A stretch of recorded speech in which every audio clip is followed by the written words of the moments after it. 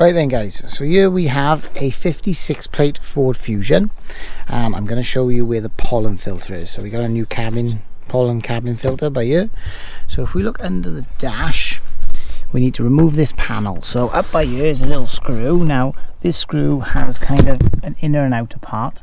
So what you have to do is hold the outer part while you unscrew the inner part so it protrudes, and then you can just grab it and pull it out, and then grab the inner bit and pull that out.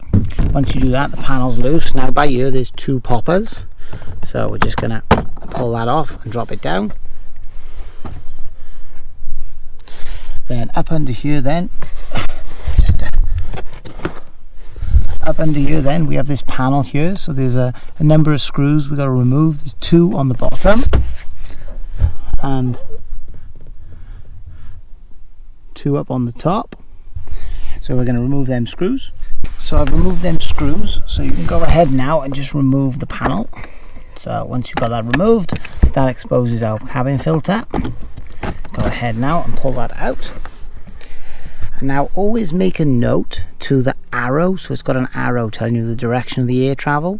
So what we're going to do now is take our new filter and we're going to obviously match up the arrows, and then we're going to refit that in the same place.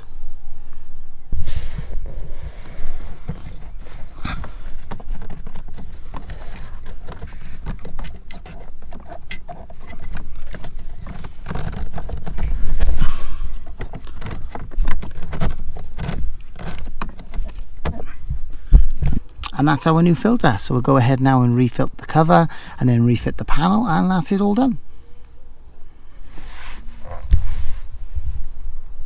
And if you get value from this video, hit the like button and subscribe to support this channel.